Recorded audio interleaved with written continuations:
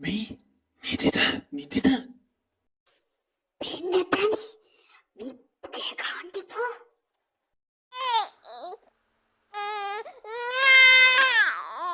දැන් හරිනේ දැන් ළමයව නලවන්න දැන් ඔයා නලවන්න දැන් නලවන්න ඕනේ ඒ බව මං කොහොමද මේ ළමයා බලන්නේ නලවන්නේ බබා ඒ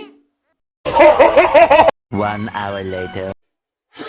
හැටියාන්තම් නිදිය ගත්තා අනේ නිදාගෙන ඉද්දි හරි ආදරේ හිතෙනවා ඉබින්ද බෑනේ නැගිටින්නේ ශුරංගමලි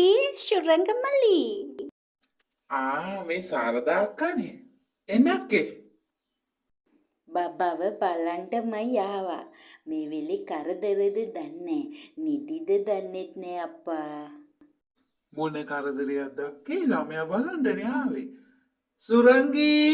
සුරංගී මෙන්න එහා ගෙදර අක්කා ඇවිල්ලා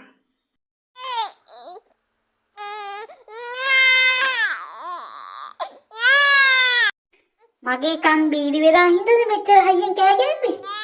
ළමයා හඬන්න. නෑ මම මේ එහා ගෙදර අක්කාව කියලා කියන්නයි ආවේ 1 hour later. මගේ හත්පොන ගියා අප්පා. ළමයි නලවනවා කියන එකත් ලේසි නෑ. ජූටි පුතේ. ආච්චි ළමයා බලන්ට ආවා බං. අනේ ආච්චි අපි තව ටික දවසකින් එනවනේ. ඔයා මේ ලෙඩ පිටින් තනියෙන් වට පොඩි එකාව මතක් වෙනවා මන් නිතරම. ආච්චි දැන් මේ සුරංගී බබයි නිදාගත්ත විතරයි. ඊයේ රෑ ඉඳන් නිදි නෑ ආච්චි. අපි නැගිට්ටම බලමු. මං ආච්චිට දෙකක් හදාගන්නම්කෝ.